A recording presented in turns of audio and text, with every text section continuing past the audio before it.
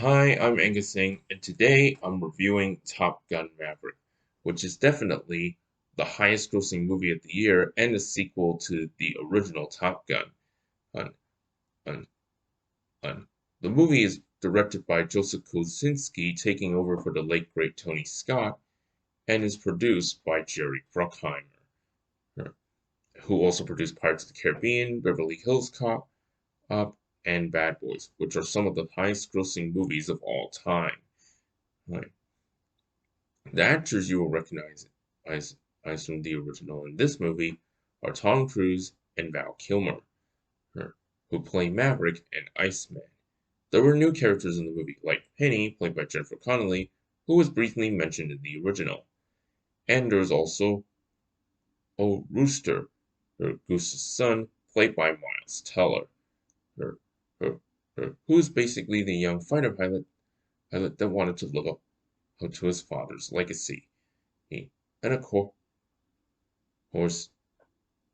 course, there's references to the original, which included it, it, the fighter jets taking off in the opening, Maverick riding on the bike, and Highway to the Danger Zone. Um, the soundtrack this time is done by Lady Gaga, who of course sung Hold My Hand.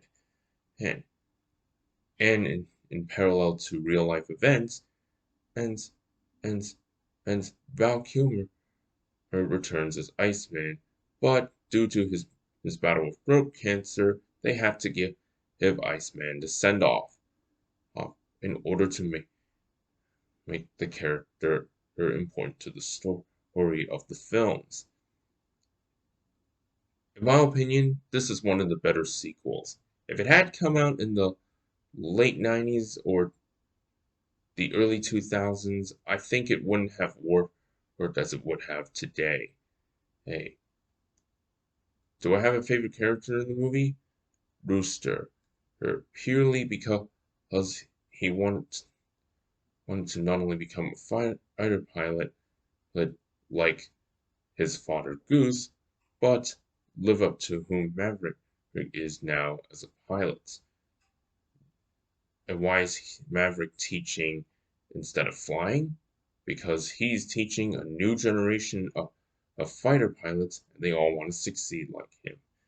And the film takes place 33 years after the original, showing how military technology had evolved since. Maverick took on a test flight during early morning, but then later on, the military disowned him for not being an admiral. He later trains a new generation of pilots, which resulted them into battling superweapons and faceless pilots. Let's. I'm Angus saying thanks for watching this review, and don't forget to hit the like button and subscribe.